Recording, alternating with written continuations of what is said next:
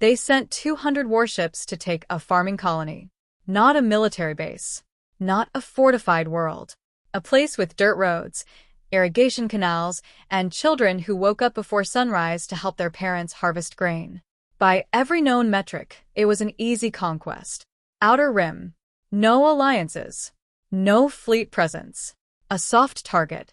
The kind commanders joked about, operations so simple they were practically promotions. Fleet Commander Shulkathan had requested the assignment personally. He needed one more victory. Just one.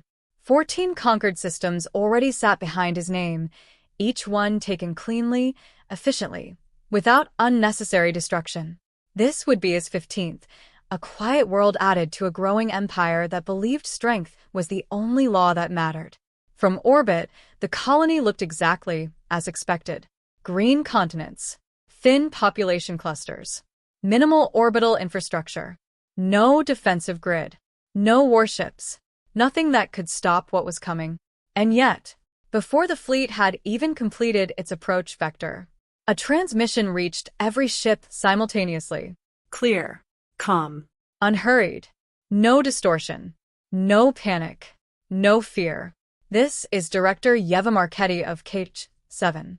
You have entered sovereign human space without authorization. You are advised to withdraw immediately. A pause.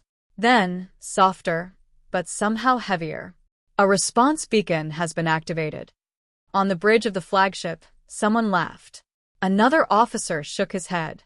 A farming colony issuing warnings. Shulkathan didn't laugh. He was staring at the planet. Not because of what he saw, but because of what he didn't. No defensive fleet. No visible weapons. Nothing in orbit that justified that tone. He had heard fear before. He knew how it sounded. This wasn't fear. This was certainty. And somewhere, deep behind the quiet curve of the colony's moon, something had already started to wake up. Morning on K7 began the way it always did, quietly, without urgency, without fear. The first light of the system's star stretched slowly across the fields, turning dew into silver and the long rows of crops into bands of soft gold. Wind moved gently through the valley, bending the grain in slow waves that looked almost like breathing. It was a working world. Not rich. Not important. But steady.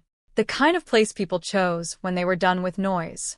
In the southern hemisphere, irrigation drones lifted from their charging racks one by one, fanning out across the farmland in precise, silent patterns. Their sensors skimmed just above the crops, adjusting water flow, monitoring soil density, making thousands of tiny corrections no human had to think about anymore. Near one of the main settlements, a boy no older than 10 ran along the edge of a canal, trying and failing to keep up with one of the smaller drones as it drifted lazily ahead of him. "Hey, slow down," he shouted, laughing. The drone did not slow down. It never did. Behind him, his mother leaned against the doorway of their home, arms folded, watching with that familiar mix of amusement and warning. "Breakfast first," she called out. "Then you can race machines all you want." The boy groaned dramatically, but turned back anyway. Routine. Everything here followed it. In the town center, the day's work had already begun. Engineers checked structural readouts on bridge supports. Supply vehicles rolled out toward distant farms. A group of workers gathered near a half-finished school extension, arguing over measurements that were off by less than a centimeter. Nobody looked up at the sky. Not yet.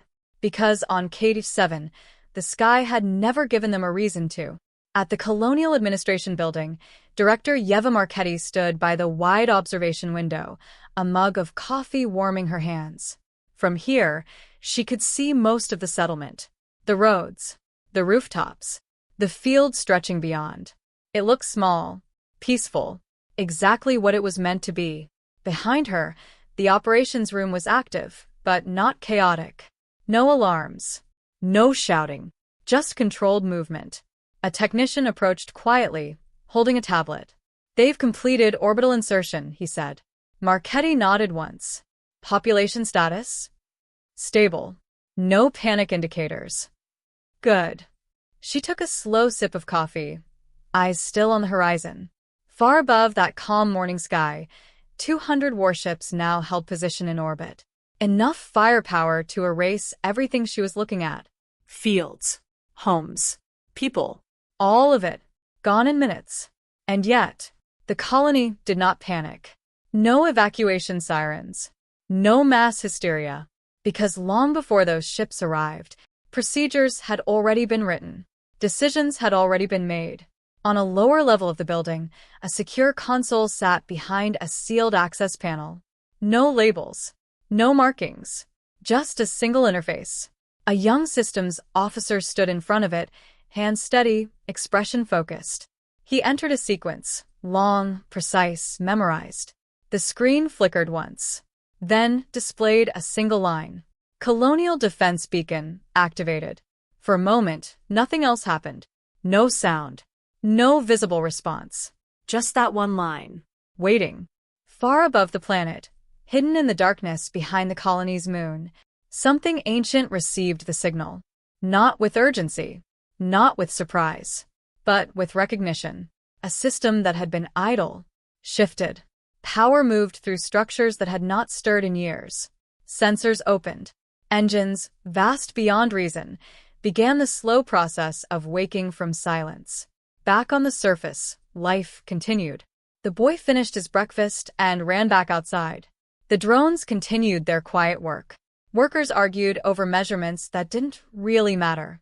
And Director Marchetti stood at the window, watching the light spread across her world. Calm. Unmoved. Certain. Because HFY was not unprotected. It never had been. It just didn't look like the kind of place that needed protection. The Vorkai fleet did not rush. It didn't need to. 200 warships moved into formation with the slow, deliberate precision of something that had done this many times before and never failed. From a distance, they formed a wall. Not a line. Not a pattern. A presence. Dark hulls angled for intimidation as much as efficiency, their surfaces broken by layered armor and embedded weapon systems designed to project a single, unmistakable message. Resistance is pointless. On the bridge of the flagship Dominant Will, Fleet Commander Shulkathan stood with his hands clasped behind his back, posture straight, expression controlled. This was familiar territory. He had stood in this exact position 14 times before. 14 worlds. 14 victories. Different species. Different cultures. Different levels of resistance. But the ending was always the same. They looked up. They understood. They surrendered. Those who didn't learned. Orbital grid established. One officer reported. Energy signatures? Minimal. Civilian grade only. No defensive fleet? None detected. Shulkathan nodded once. Exactly as expected. He had studied humanity before accepting this operation. A young species. Energetic. Expanding quickly. But strategically naive. No major alliances. No unified military doctrine across their colonies. No centralized response force capable of rapid deployment. They spread themselves thin, the way all young civilizations did, confusing growth with strength. It was a common mistake, one the Vorkai had corrected in others many times. Commander, another officer said, glancing up from his console, colony transmission received and logged. A faint ripple of amusement moved across the bridge. Yes, someone muttered, the warning. A few quiet laughs followed. Not loud. Not disrespectful. Just inevitable. Shulkathan did not laugh. Standard response, he said. The communications officer nodded and began transmitting. A formal declaration. Polite. Structured. Final. The Vorkai territorial claim protocol had not changed in over a century. It didn't need to. It explained everything clearly. The system was now under Vorkai authority. Resistance would result in consequences. Compliance ensured survival. A choice. Always a choice. Even when the outcome was obvious. The transmission completed. Silence followed. No reply. Shulkathan turned his attention back to the main display. Below, the planet rotated slowly. Peaceful. Unaware. He had seen this before too. Worlds that looked untouched. Untested. Still believing, in some distant way, that the universe operated on fairness. Behind him, tactical projections filled the air in layered holographic grids. Landing zones, population clusters, infrastructure nodes. All mapped, all categorized, all ready. This will be straightforward, a senior officer said. Minimal resistance probability. Estimated full control within 6 standard hours. Another nodded. Less, if they comply immediately. Shulkathan said nothing, but he agreed. Still, something about the earlier transmission lingered. Not the words, the tone. He had heard fear across dozens of worlds, different languages, different species, but fear had patterns. It trembled. It rushed. It tried to negotiate. That voice had done none of those things. It had not pleaded. It had not escalated. It had simply informed. Commander, the science officer spoke up. Pelsev. Young. Precise. Usually unshakable. There is an irregularity. Shulkathan didn't turn. Define irregularity. A pause. Not long, but long enough to be noticed. I am detecting a thermal signature, Pelsev said carefully. High output. Non-colonial scale. Now Shulkathan turned. Source? Pelsev adjusted his display, pulling up a localized scan. It appears to originate from the far side of the colony's moon. The main screen shifted. The moon came into focus. Dark. Still. Unremarkable. Exactly what a moon should be. Classification. Shulkathan asked. Another pause. This one longer. We do not have a matching profile, Pelsev said.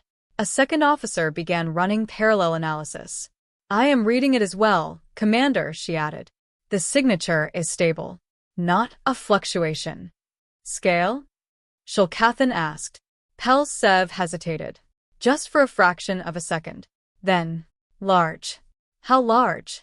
The hesitation came back. Stronger this time. Larger than expected. A quiet shift moved across the bridge. Not fear. Not yet. But attention. Shulkathan studied the display. The moon hadn't changed. No visible movement. No detectable structure. Just shadow. Instrument error, one officer suggested. Possible reflection from stellar interference. Pelsev shook his head. I have recalibrated 3 times. The readings remain consistent. Another officer leaned forward. Commander, whatever it is, if it is a vessel, it is positioned deliberately. That mattered. Meaning? Shulkathan asked.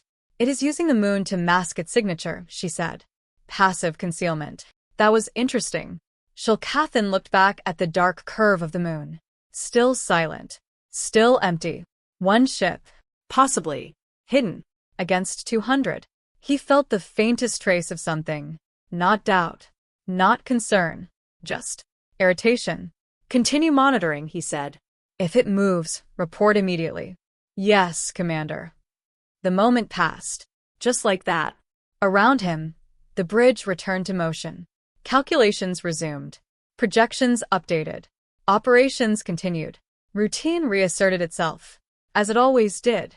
Shulkathan turned away from the display. Back to his plans. Back to the system, he understood. Because whatever was behind that moon, it was one vessel, and he had 200.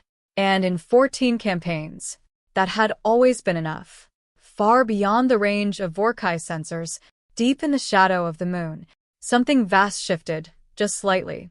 Not enough to be seen. Not yet, but enough that the darkness itself began, very slowly, to change. For a while, nothing changed. The Vorkai fleet held position in clean formation above KTH-7, engines idling at controlled output, weapon systems cycling through quiet readiness checks. Data moved across the bridge of the dominant will in steady streams, predictable, structured, familiar. Routine had returned. Or at least something that looked like it. Thermal signature remained stable, Pelsev reported. No one asked him to repeat it. He hadn't stopped monitoring it. Shulkathan stood near the central display, reviewing deployment timelines. His expression was the same as it had been at the start, calm, analytical, precise. But his attention wasn't where it should have been. Every few seconds, his eyes flicked, almost unconsciously, toward the moon. Still nothing. Just shadow. Commander, the tactical officer said, we are within optimal range to begin descent operations. A simple statement. An expected one. Shulkathan didn't respond immediately. Instead, he spoke without turning. Time since anomaly detection? Pelsev checked. 6 minutes, 14 seconds. And it has not moved. No, Commander. That should have been reassuring. It wasn't. Shulkathan exhaled slowly. Proceed with preliminary descent alignment, he said. Orders flowed outward instantly. Across 200 ships, vectors adjusted. Formation shifted, subtly at first, then with increasing clarity. The wall began to bend inward, reshaping itself for planetary insertion. And still, the moon remained silent. Then, Pelsev made a sound. Not a word, just a short, sharp intake of breath. Shulkathan turned immediately. What is it? Pelsev didn't answer right away. His eyes were locked on his screen. It moved, he said. Quietly. Too quietly. The bridge stilled. Clarify, Shulkathan said. The signature, Pelsev replied. It shifted. Movement confirmed? Another officer asked. I am rechecking. Pelsev stopped mid-sentence. His hands froze over the controls. I don't, he began. Then corrected himself. I do not understand what I am seeing. Shulkathan stepped closer. Show me. The main display changed. Zooming in. Focusing on the far side of the moon. At first, there was nothing. Just darkness. The same unbroken black that had been there since the fleet arrived. Then, something subtle. So subtle, it could have been dismissed. The stars behind the moon weren't where they should have been. A faint distortion. An absence. Like something was in front of them. Blocking them. Magnify, Shulkathan said. The image tightened. Resolution increased. Contrast adjusted. And the darkness shifted. Not the moon itself. Not the surface. The shadow. It was changing shape. Slowly. Impossibly slowly. Like something enormous was moving, but not revealing itself all at once. A line appeared. Not drawn. Not lit. Just missing starlight.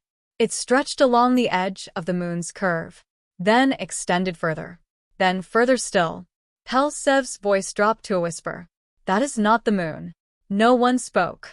Because now, everyone could see it. The shadow wasn't static. It was sliding. A silhouette. And it was too large. Shulkathan felt something cold settle into his chest. Not fear. Not yet. But something close. How long? One officer murmured, barely audible. Has that been there? No one answered. Because there was no answer that made sense. The front edge of the shape began to clear the moon's shadow. And still. It kept coming. A bow. If it could be called that. But even that first visible section was already larger than any ship in the Vorkai fleet. That's not possible, someone said. No one corrected them. Because the shape kept extending. More hull. More mass. More presence. It wasn't emerging. It was unfolding. Piece by piece. Section by section. As if the moon had been hiding only part of it. And the rest had been there all along. Commander, Pelsev said. His voice had changed. It had lost its precision. Its control. We're still not reading full dimensions. Shulkathan didn't look away. Why not? Because it hasn't fully cleared the shadow. A silence followed that statement. Heavy. How long will that take? Shulkathan asked. Pelsev swallowed. I don't know. The bridge, once filled with quiet operational noise, had gone completely still.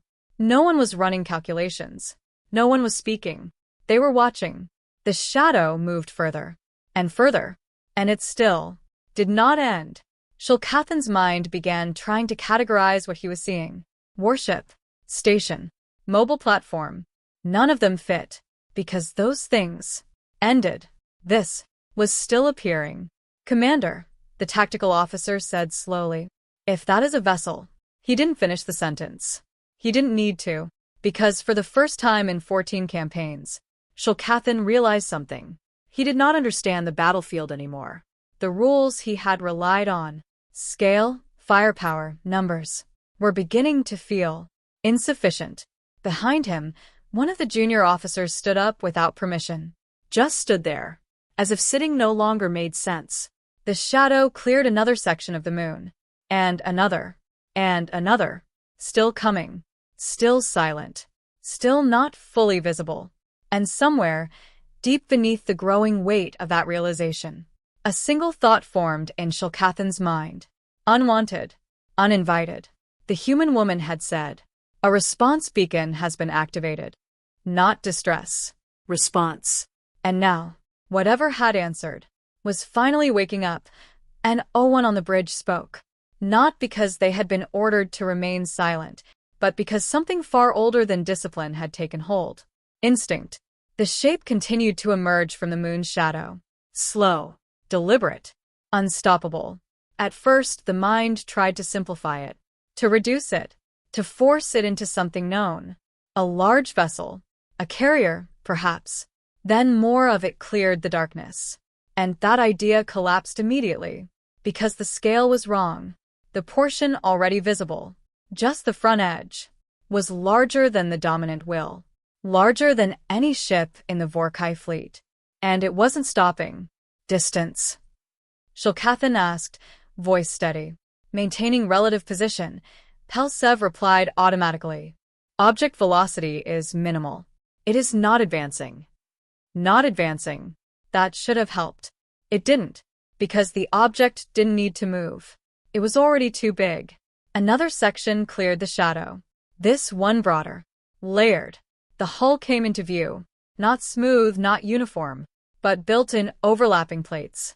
Massive segments stacked over one another like armor grown rather than constructed. Each layer was scarred. Not lightly. Not superficially. Deep gouges carved across entire sections. Lines that ran for kilometers. Scars that spoke of impacts powerful enough to tear through steel, and something that had survived them anyway. That vessel, one officer whispered, has been in combat. No one corrected him, because this wasn't the kind of damage you repaired for appearance. This was the kind you kept. A record. More of the structure revealed itself. Massive ridges along the upper hull. Embedded structures. Reinforced segments. And then, the first of the weapon arrays came into view. Silence deepened. They weren't just large. They were disproportionate. Gun emplacements the size of city blocks. Barrels long enough to house entire buildings. Positioned with exact spacing. Not decorative. Not excessive. Intentional. Shulkathan found himself counting them, without realizing he had started. 5, 10, 15. He stopped at 30. Not because they ended, but because he understood something. There were more. Many more. And the ship was still not fully visible. Commander, Pelsev said, his voice tight now. We are still receiving incomplete dimensions. Shulkathan didn't respond. Because he could see why. The vessel wasn't revealing itself all at once. It was unfolding, section after section, sliding into visibility, like something too large to exist in a single moment. Then, the drive section began to emerge. And everything changed. A flare of light. Not sudden. Not explosive. But constant. The engines burned with a steady, contained intensity. White. Not orange. Not blue. White. Like controlled stars held in place. Every Vorkai ship in orbit registered it instantly. Warning indicators flickered across multiple consoles. Thermal output exceeding. One officer began. Then stopped. Repeat that, another said. I can't, he replied. It doesn't match any known scale. Even at minimal output, those drives were producing energy signatures comparable to stellar bodies. And the ship was barely moving. Proximity alerts are triggering across the fleet, Pelsev said. Not due to distance, due to output. Shulkathan stared at the display. The ship was no longer just large. It was impossible. And still, more of it cleared the shadow. Until finally, the last section emerged. The full length of the vessel stretched across the display. From bow to stern. From first impossible measurement to the next, complete. For a moment, no one breathed, because now there was nothing left to interpret, nothing left to guess, only something to accept. The main display adjusted automatically, zooming slightly, stabilizing, and in the center of the massive hull, markings became visible, not symbols, not alien script, Human. large enough to be read from orbit. Pelsev translated, without being asked. His voice had gone completely flat, stripped of tone, stripped of reaction. WSC. Ares Unbound. The name hung in the air. No one commented. No one questioned it. Because names implied identity, and identity implied understanding. But there was no understanding here. Shulkathan stood motionless. He had spent his entire career studying scale, firepower, engagement geometry. He understood fleets. He understood superiority. He understood what it meant to dominate a battlefield. But this was not a warship. It was something else. Something built with a different philosophy, a different purpose. Not to fight wars, but to end them. He felt it then. Clearly. Without confusion. Without resistance. Not fear. Something heavier. The realization that every calculation he had made, every assumption, every certainty, had just become irrelevant. Around him, the bridge remained frozen. Officers staring. Systems idle. Because for the first time, there was nothing to do. No immediate action that made sense. No response that fit the situation. Only one undeniable truth. They had not arrived at a defenseless world. They had arrived at a world that did not need to defend itself. And the thing now sitting between them and the planet was the reason HFY and O1 gave the order to stop working. But the bridge of the dominant will fell silent anyway. The low hum of systems, once constant, reassuring, seemed to fade into the background. Voices died mid-sentence. Hands hovered above controls that no longer felt relevant. Every eye was fixed on the same thing. WSC Ares Unbound. It didn't move. It didn't advance.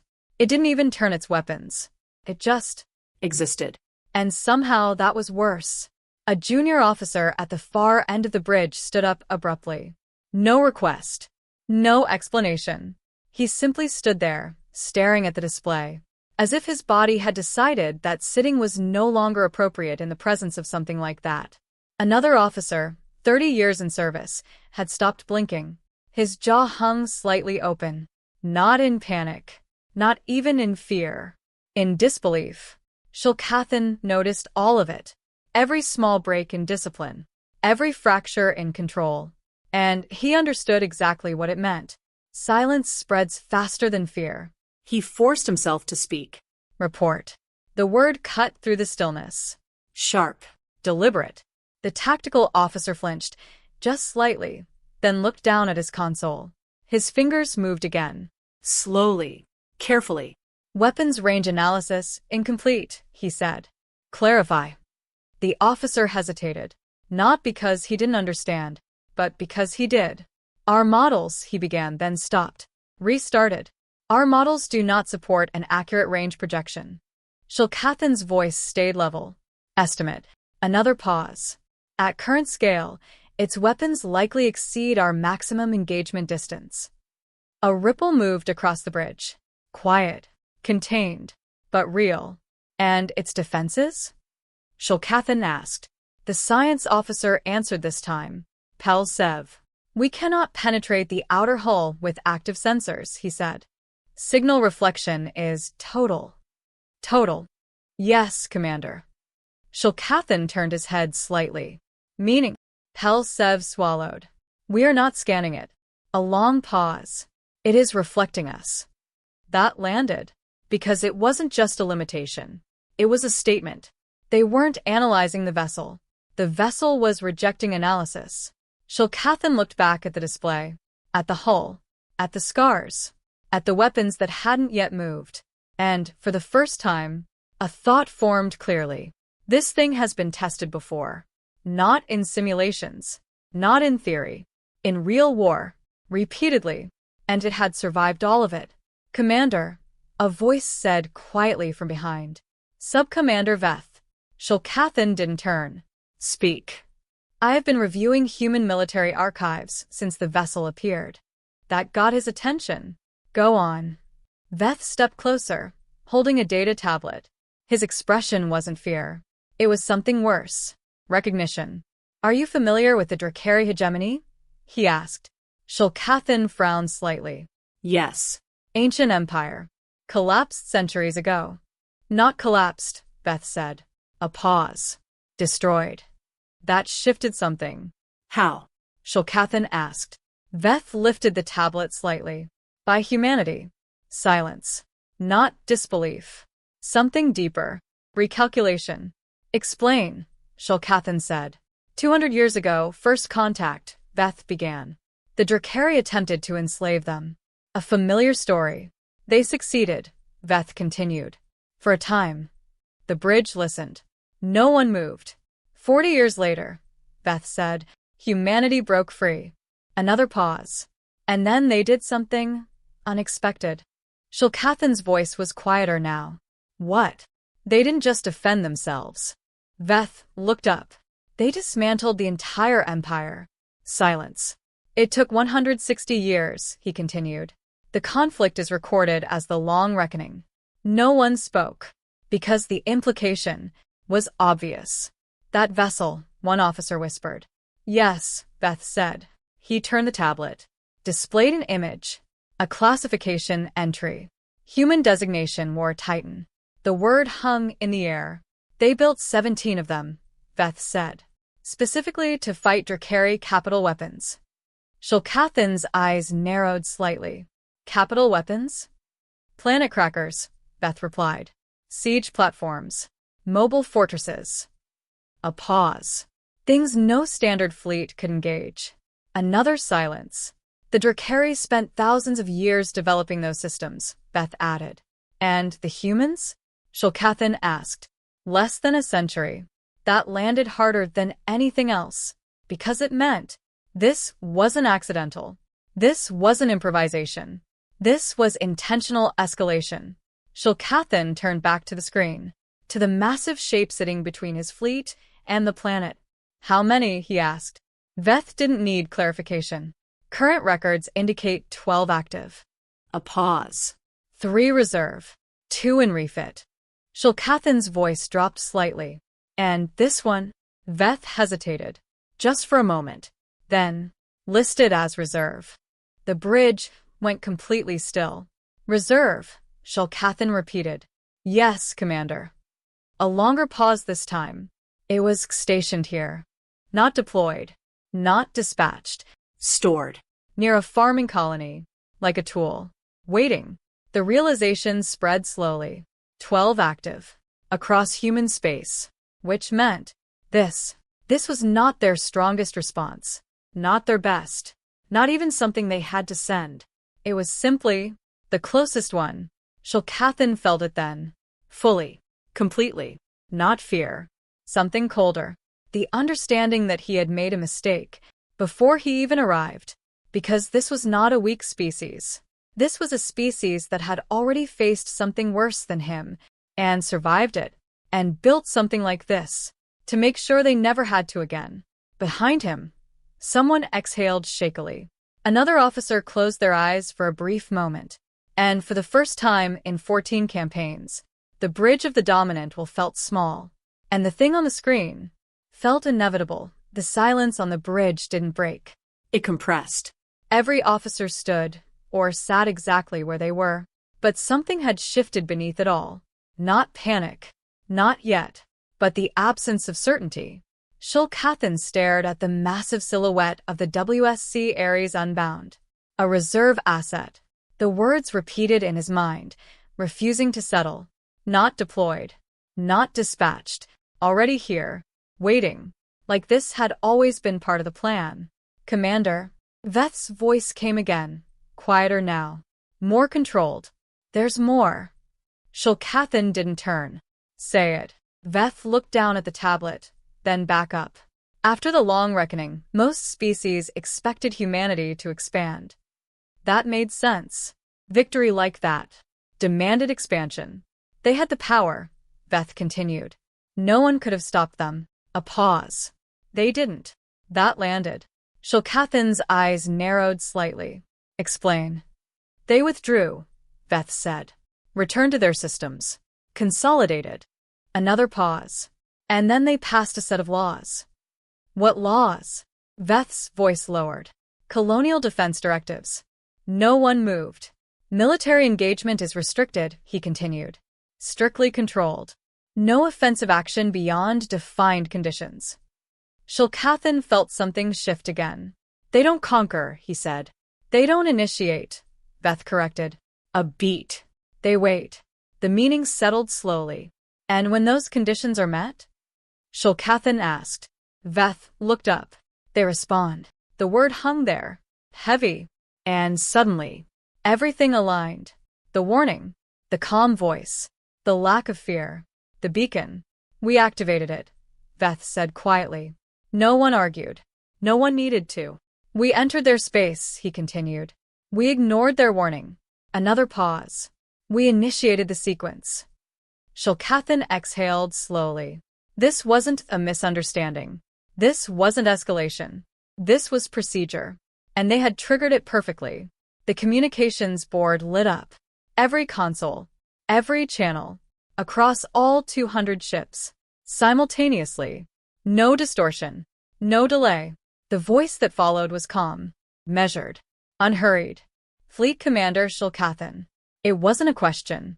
This is Admiral Diano A of the United Worlds Strategic Command Vessel, Ares Unbound. No reaction on the bridge. No one moved. You have entered sovereign human space without authorization, the voice continued. You have initiated an approach toward a civilian colony. Each word was precise, controlled. You were issued one warning. A pause. I am now issuing a second. The bridge seemed to shrink. You have 60 seconds to acknowledge the colony's demand and begin withdrawal. Another pause. After 60 seconds, I will be authorized to respond under Colonial Defense Directive 1. No emotion. No threat in tone. Just fact. I recommend you use the time well. A final pause. Then, almost casually, the clock is running. The channel closed. No static. No echo. Just silence. Shulkathan didn't move. He didn't speak. But his mind was racing. 60 seconds. He looked at the display. At the massive structure between his fleet and the planet. At the weapon arrays that still hadn't moved. At the tallies carved into its hull. Hundreds of them. Each one. A record. Not decoration. History. This has happened before. That was the message. Many times. 47 seconds, Pelsev said quietly. No one acknowledged him. Shulkathan turned slightly. Status. The word felt heavier now. Fleet ready, the tactical officer said. Shields at full capacity. Weapons charged, but the words lacked something. Confidence. Range? Shulkathan asked. A hesitation. Unknown. Threat projection? Another pause. Longer this time. Unquantifiable. That word echoed. Unquantifiable. In 14 campaigns, he had never heard that word used in a combat report. Everything could be measured. Everything could be calculated. Except this. 30 seconds, Pelsev said. Shulkathan looked around the bridge. 30 officers. Veterans. Loyal. Watching him. Waiting. He had led them through 14 victories. He had never hesitated. Never doubted. Never turned back. Commander. Veth again. If we withdraw now. He didn't finish. He didn't need to. Shulkathan knew what it meant. Survival. But also failure. Reputation destroyed.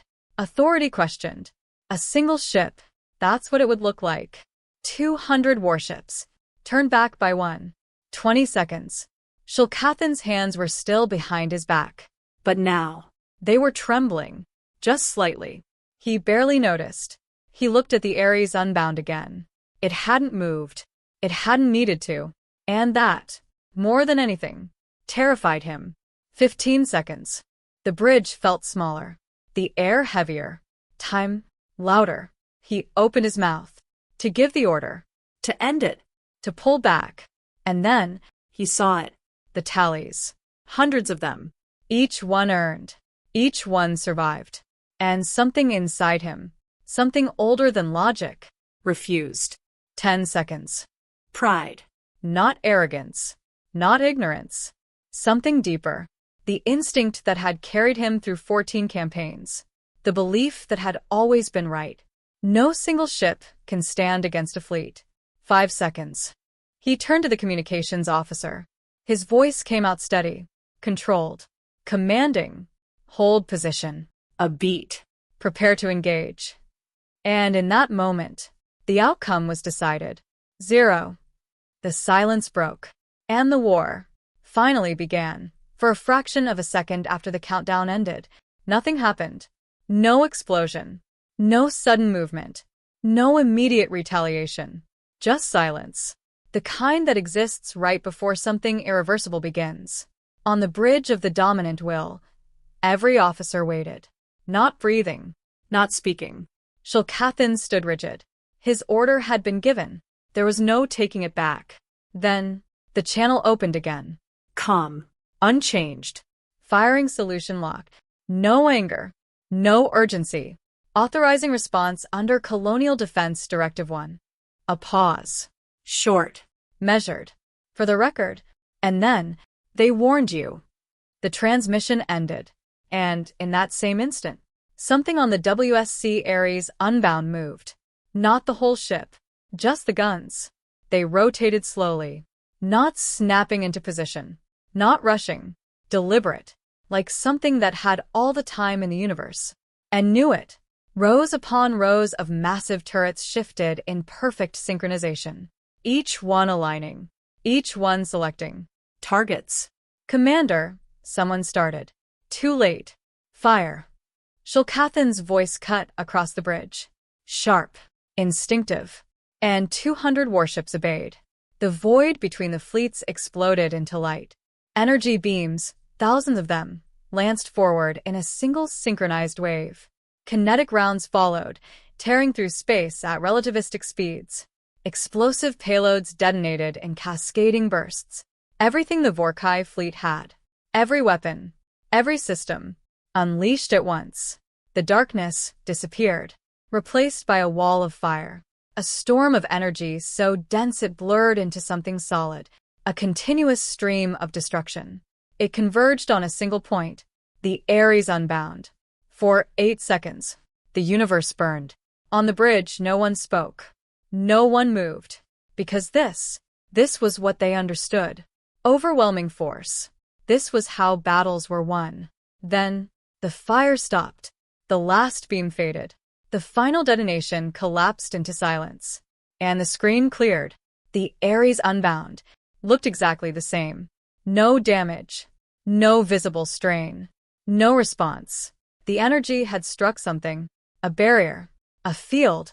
Something that absorbed, redirected, nullified. But it had not even flickered. The hull behind it remained untouched.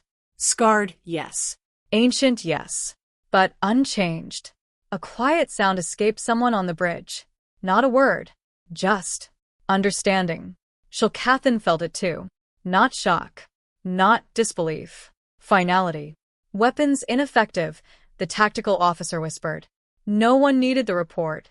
They could all see it. The Ares Unbound moved. Not forward. Not aggressively. Just adjusting. Its guns finished aligning. And then, it fired. But not everything. Not even close. That was the first thing Shulkathan realized. This was not retaliation. This was selection. Thin lines of light, far smaller than the barrage that had just been unleashed. Cut through space. Silent. Precise. Unavoidable. The first wave struck 12 ships. Not the hull. The drives. Each impact was perfect. No explosion. No destruction. Just silence. 12 warships went dark simultaneously. Still intact. Still pressurized.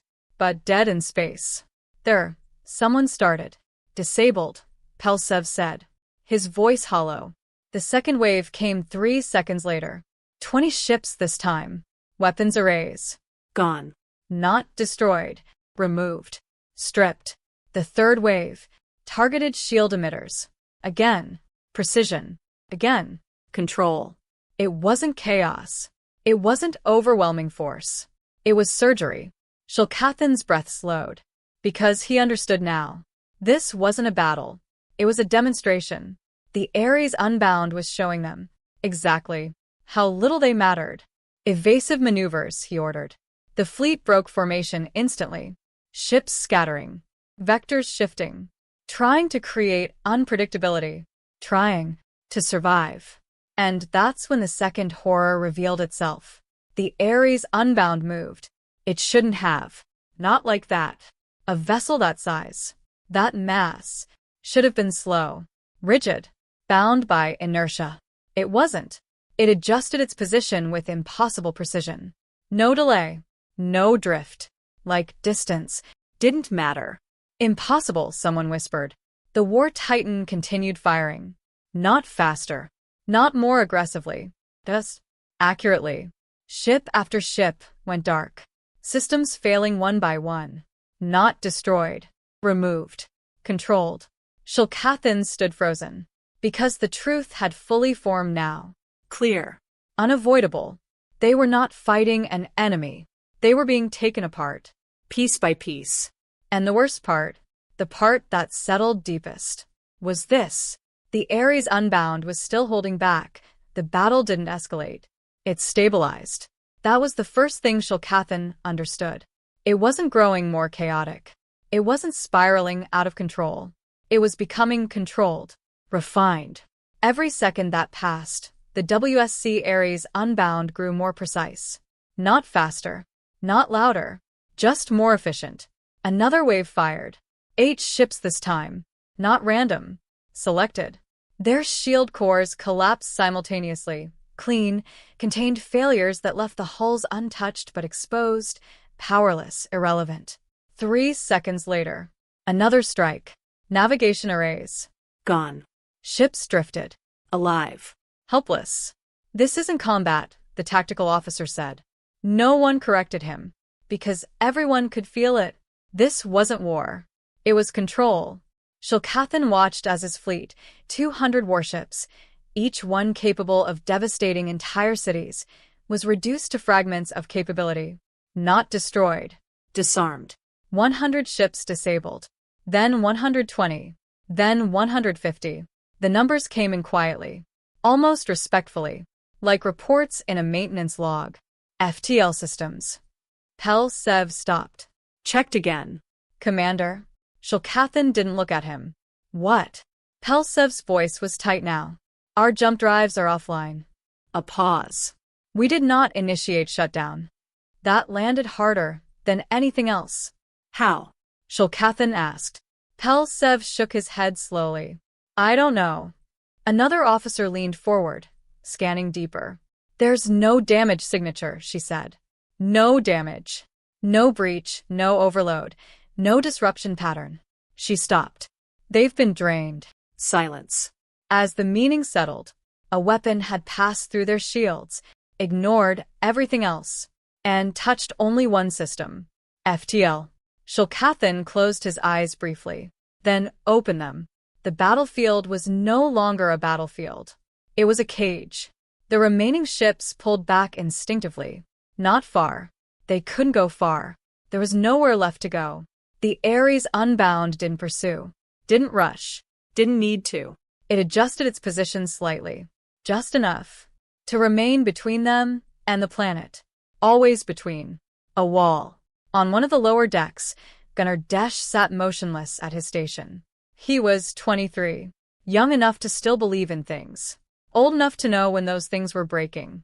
His hands were flat against the console. Not operating it. Just holding on to something. His display showed the same thing everyone else was seeing, but smaller, simpler, more personal. Ship markers. One by one. Turning dark. Disabled. He swallowed. Because a thought had formed in his mind, clearer than anything he had ever known. We were never a threat. Not to this. Not to them. He had grown up hearing about the strength of the Vorkai, the certainty of their dominance, the inevitability of victory. He had believed it, the way young people believe things that have never been challenged. And now, he was watching that belief dissolve.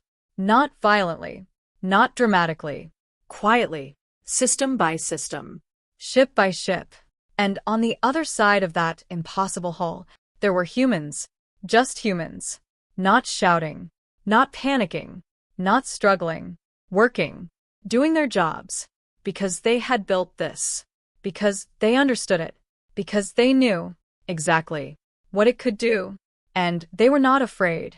That realization broke something inside him, not his courage, something deeper. Certainty. On the bridge, the final reports came in. 180 ships disabled. Remaining vessels, combat ineffective. Shulkathan didn't respond. He didn't need to. He could see it. The fleet that had arrived as a wall was now debris, not destroyed, scattered, powerless. And still, the Ares Unbound had not escalated. It hadn't fired a killing blow, hadn't targeted life support, hadn't pursued total destruction. It had chosen not to. That, more than anything, was the final realization. This was not mercy. This was choice. And it meant they were completely at its mercy. The communications panel lit up. Softly, calmly, the same voice returned. Unchanged. Fleet Commander Shulkathan. No reaction. No movement. Your fleet has been immobilized. A pause. You are not in danger. Another pause. Your crews are not in danger. The words landed differently now, not as reassurance, as definition. You will remain in position until further notice. A final pause. I suggest you open a channel. Silence followed. Shulkathan stared at the display, at the drifting remains of his fleet, at the massive shape that held them in place. He had 14 victories, 14 conquests. He had never surrendered, not once. His hand moved slowly, almost without permission, toward the console. Behind him, no one spoke, because everyone already knew what came next. For a long moment, Shulkathan didn't speak. His hand hovered over the console, not shaking now, not frozen, just still. 14 victories, 14 worlds that had bent under his command. He had always known what to say, always known the next move.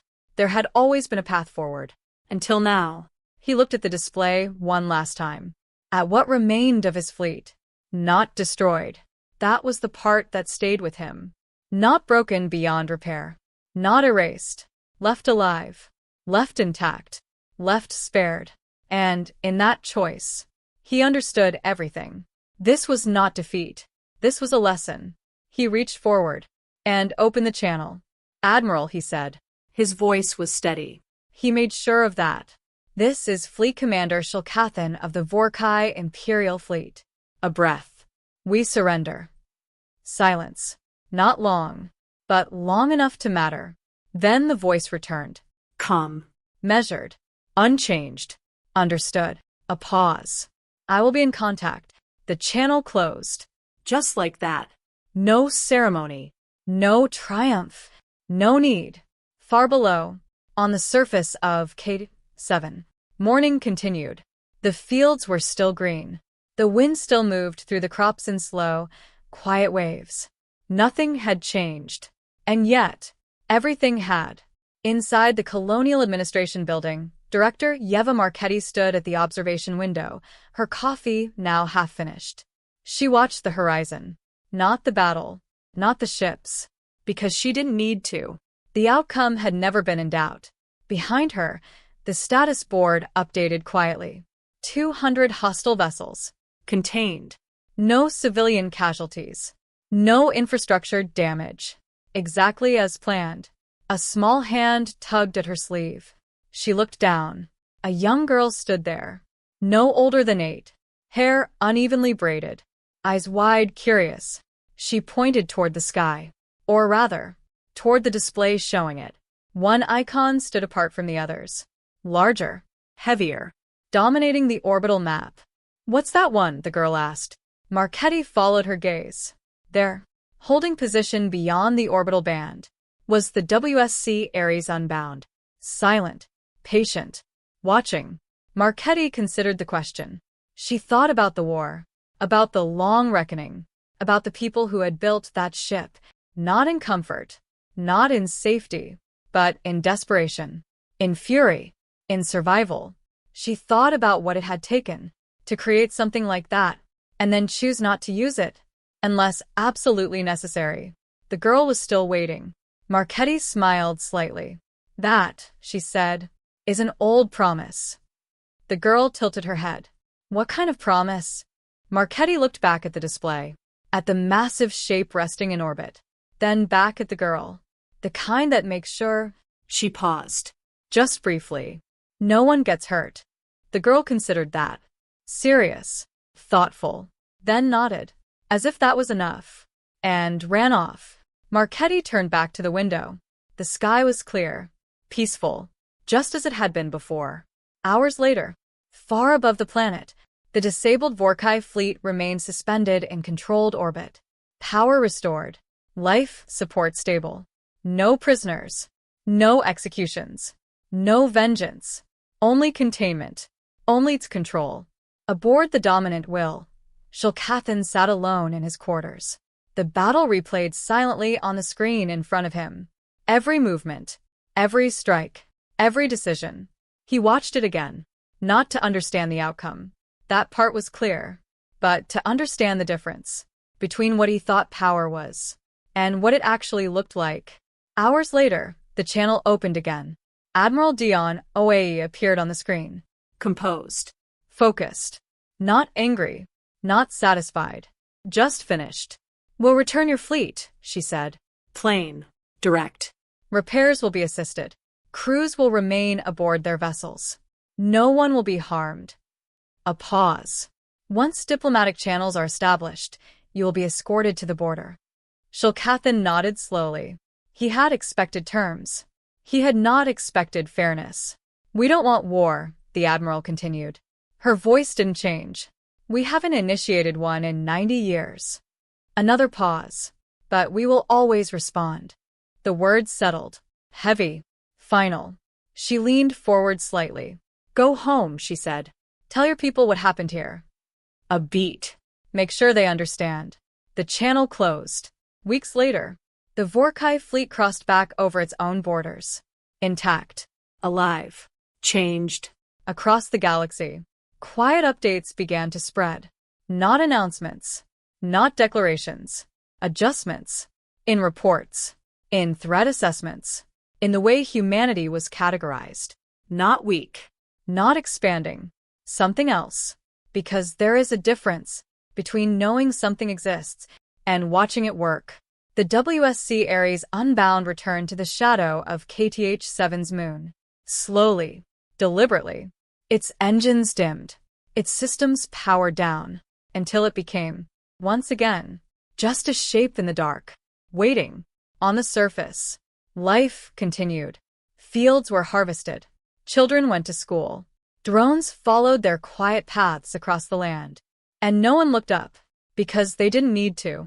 The thing that watched over them remembered. And if the universe ever forgot, it would remind it.